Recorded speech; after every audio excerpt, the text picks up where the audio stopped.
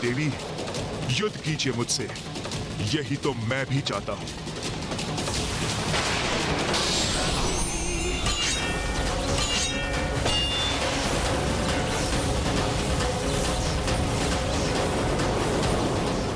अपने अंत के लिए तैयार हो जाओ रक्तबीज।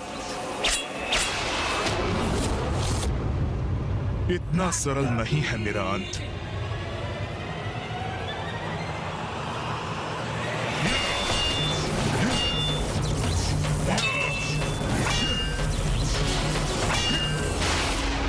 उस स्पर्धा में हमने जिस रक्तबीज को देखा था, ये उससे कितना भिन्न प्रतीत हो रहा है।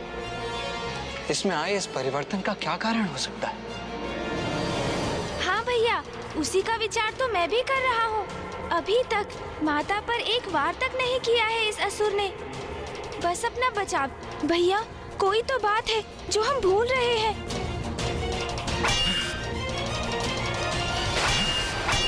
प्रथम पूज्य गणेश जी, रक्तबीज को ये भली भांति ज्ञात है कि वो माता का सामना कदापि नहीं कर सकता, इसलिए वो केवल युद्ध करने का स्वांग कर रहा है, जिससे कि वो शुंभ को संतुष्ट कर सके। नहीं देवराजेंद्र, असुर युद्ध भूमि में आकर अपने क्रोध के वश में अक्षम हो जाते हैं, इसलिए उसकी आसुरी प्रवृत्ति उसे संपूर्ण सामर्थ्य से युद्ध करने पर विवश कर देती है।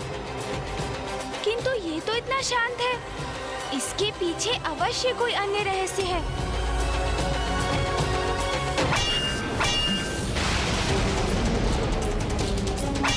वार करो मुझ पर।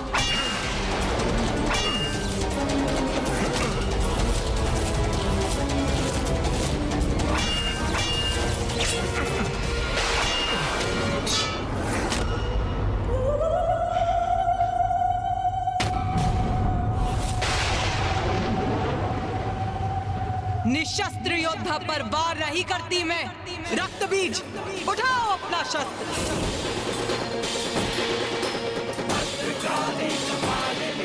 सुना नहीं? अपना शस्त्र उठाकर प्रस्तुत हो युद्ध में। उठाओ, वार करो मुझ पर।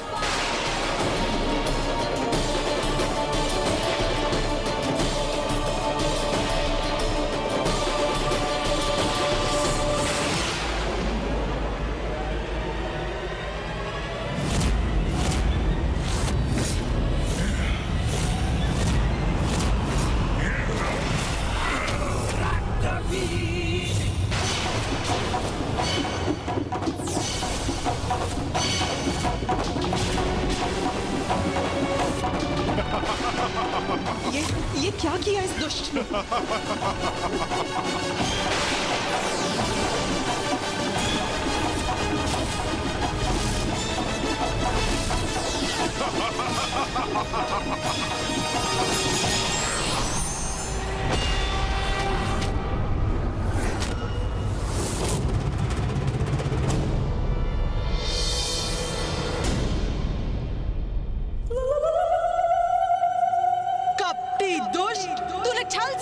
कौशिकी पर वार करने का दुस्साहस कैसे किया?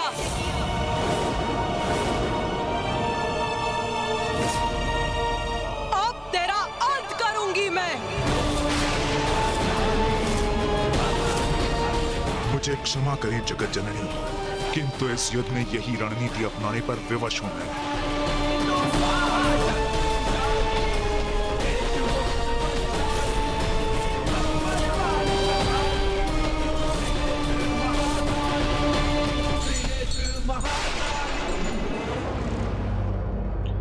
क्या हुआ भ्राता निशुंभ, इतने अधीर क्यों हो?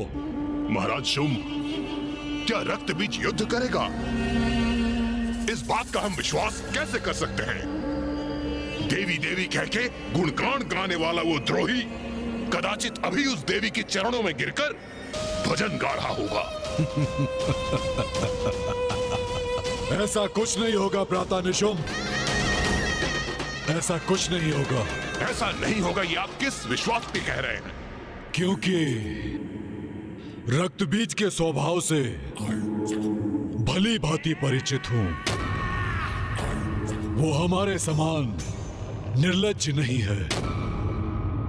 उसकी माँ का अपमान कर हमने उसकी भावनाओं को ठेस पहुंचाई है, और वो मूर्ख अपनी माँ के सम्मान के लिए अवश्य युद्ध करेगा, अवश्य करेगा। कहीं वो धूम्रलोचन, रूरू, महेश पौंड्रक और चंडमुंड के समान उसकी मृत्यु हो गई तो? कैसे होगी उसकी मृत्यु, जिसके रक्त के प्रत्येक बूंद से एक और रक्त बीज उत्पन्न होगा। उसका रक्त बहा तो सहस्त्रों रक्त बीज उत्पन्न हो जाएंगे उसके साथ युद्ध करने के लिए। इसलिए उसका अंत असंभव है। रक्त बीज पर प्रहार ही उसे और शक्ति प्रदान करेगा, उसे असुरों के शत्रुओं का अंत करने में सक्षम बनाएगा। समझे भ्राता निशुंभ? कुछ ही समय में रक्त बीज लौटकर अपने विजय की गाथा सुनाएगा।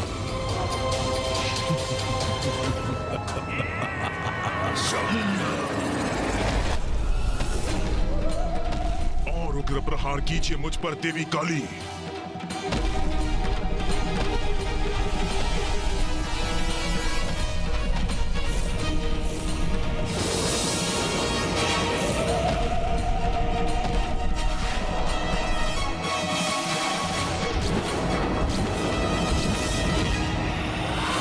देवी कौशिकी पर छल युक्त प्रहार करने का उचित दंड प्राप्त होगा तुझे रक्तबीज। रक्तबीज? भैया, ये तो सर्वनाश होने जा रहा है। गणेश, क्या हुआ? तुम इस प्रकार इस असुर का नाम क्यों ले रहे हो? भैया, ये रक्तबीज तो वही असुर है जिसके रक्त से अनेकों असुर प्रकट होते हैं।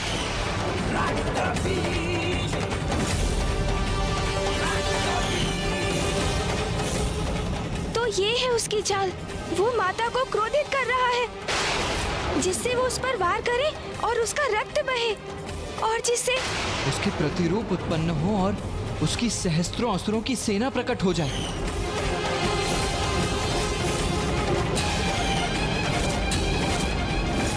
नहीं माता, रुक जाइए, इस पर प्रहार मत कीजिए। रुक जाइए माता, रुक जाइए। यही तो चाहता था मैं।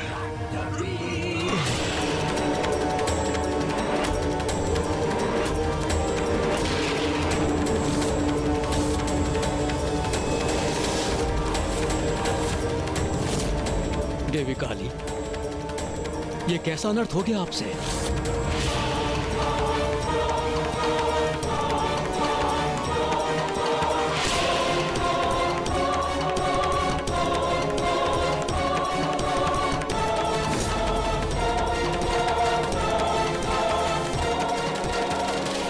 मुझे आप पर वार करना ही था, वही किया मैंने। मां काली को उत्तेजित कर स्वयं पर प्रहार कराने का यही उपाय था।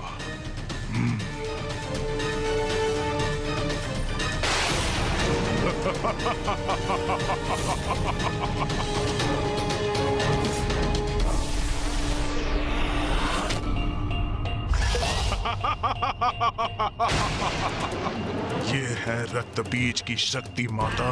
ये कैसा आभास हो रहा है मुझे?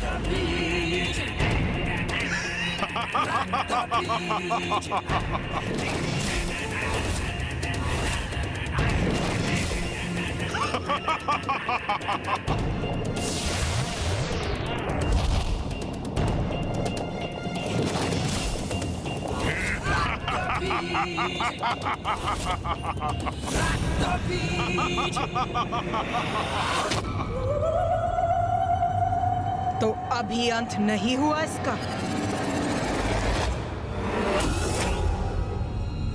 माँ को घेर लिया है रक्तबीज के उन प्रतिरूपों ने। अब माँ इन सहस्त्रों असुरों का अंत कैसे करेंगी?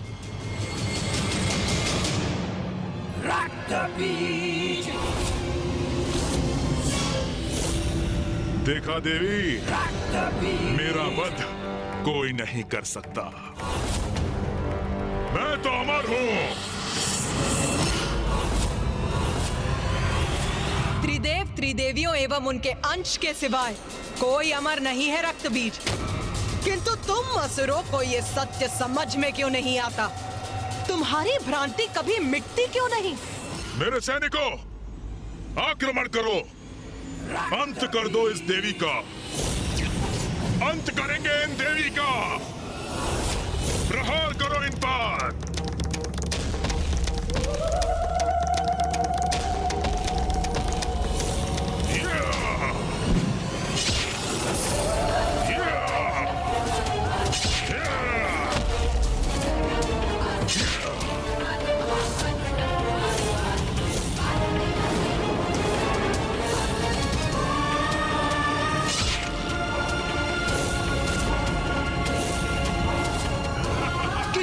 संख्या में प्रस्तुत क्यों ना हो जाओ, किंतु मैं तुम सभी का वध करूंगी।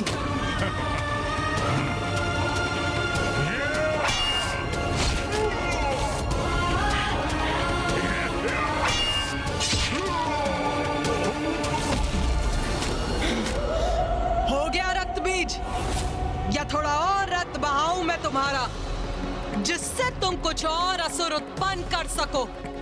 उसकी कोई आवश्यकता नहीं पड़ेगी महाकाली, क्योंकि आप तो मेरी सेना के निरंतर उत्पन्न होने का उपाय कर चुकी हैं।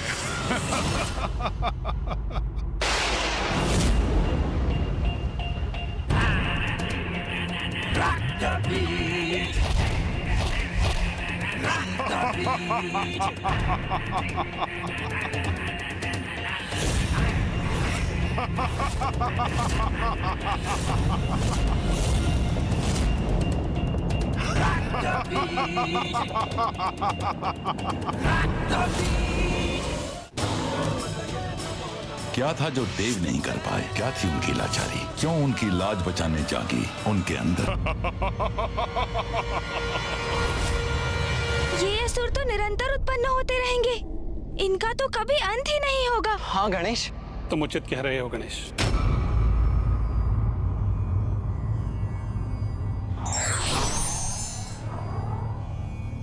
प्रणाम मामाश्री।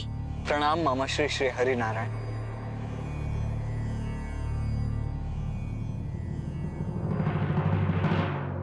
रक्त बीज और उसके असुरों का जितना रक्त बहेगा, उनके रक्त से उतने ही असुर उत्पन्न होंगे। किंतु मामाश्री, इन असुरों की उत्पत्ति और मरण के इस चक्र का अंत करने का कोई तो उपाय होगा। मेरी भी यही आशा है। मात्र आशा से नहीं, कर्म से कुछ होगा मामाश्री, क्योंकि कर्म किए बिना मात्र आस लगाए रहना ये तो दुर्बल करते हैं। मैं इस प्रकार हाथ पर हाथ धरे निष्क्रिय होकर माँ को एक ऐसा युद्ध करते नहीं देख सकता जिसमें माँ का प्रत्येक प्रहार एक और बड़ा संकट उत्पन्न कर रहा है।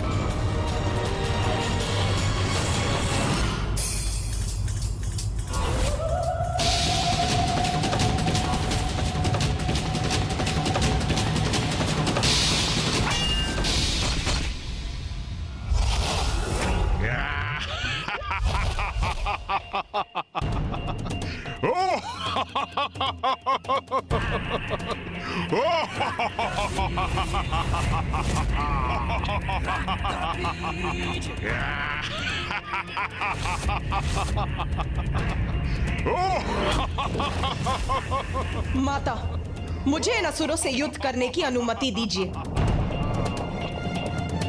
आगे बढ़ेंगे, विजयी होंगे, रुकेंगे नहीं हम। आक्रमण!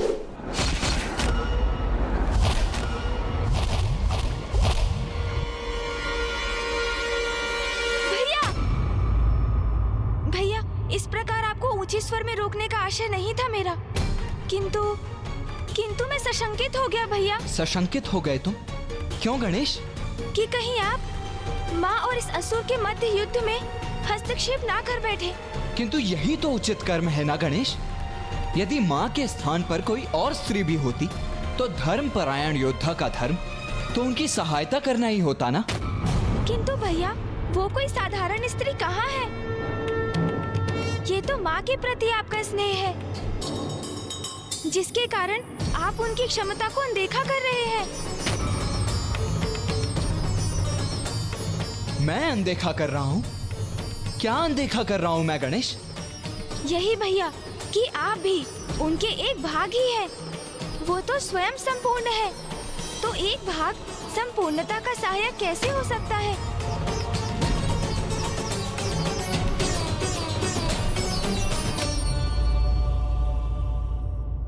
तुम सर्वथा उचित कह रहे हो गणेश।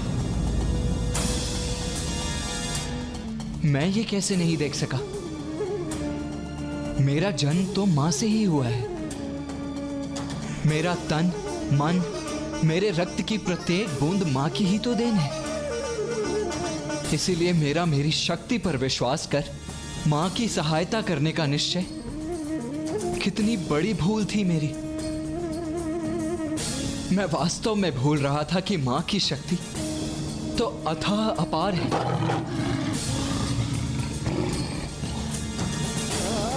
जैसे सागर का जल और जल की एक बूंद सागर की सहायता कैसे कर सकती है? मैं अवश्य क्षणिक आवेग में बह गया था गणेश। आप उचित कह रहे हैं भैया।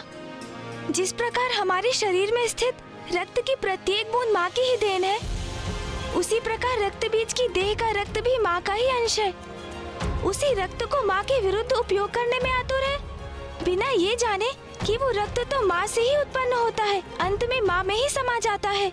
जो शक्ति उसे माँ से ही प्राप्त हुई है, उसका उपयोग माँ के विरुद्ध कर वो कभी युद्ध में विजयी नहीं हो सकता।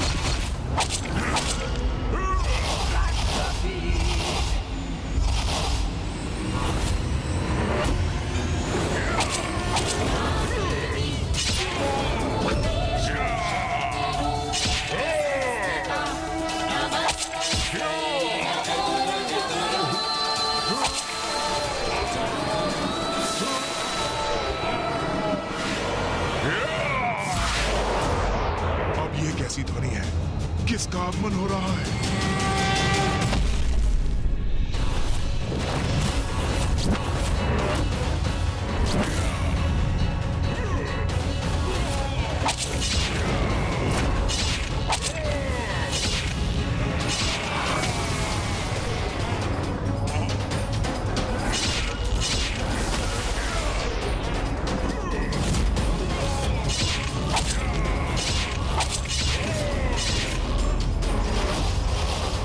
यही तो विशेषता है मेरी।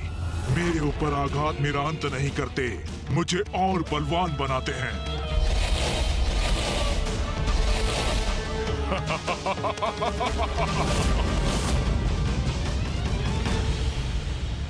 इस प्रकार तो ये असुर निरंतर उत्पन्न होते रहेंगे, इनका कभी अंत ही नहीं होगा।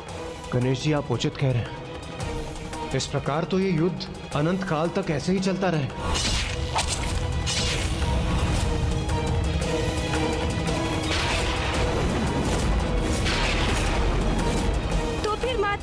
कैसे रक्त बीज को अपने रक्त से नवीन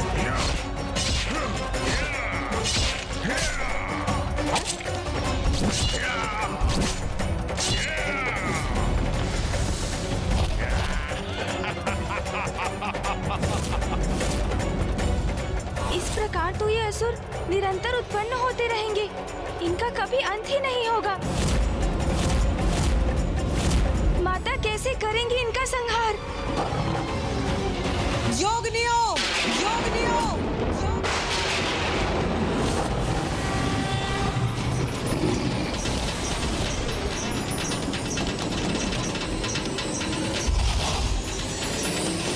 या रक्तारुधिरांबरा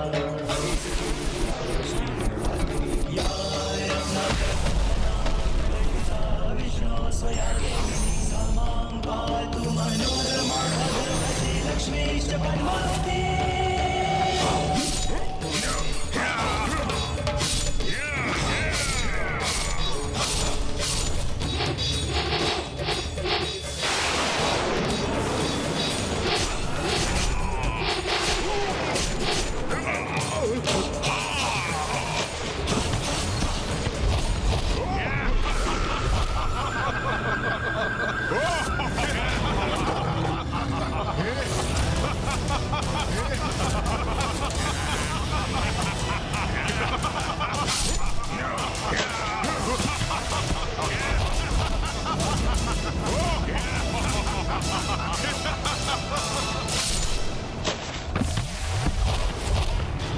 इन असुरों के विपरीत ये रणनीति तो विफल हो रही है प्रथम पूज्य गणेश जी।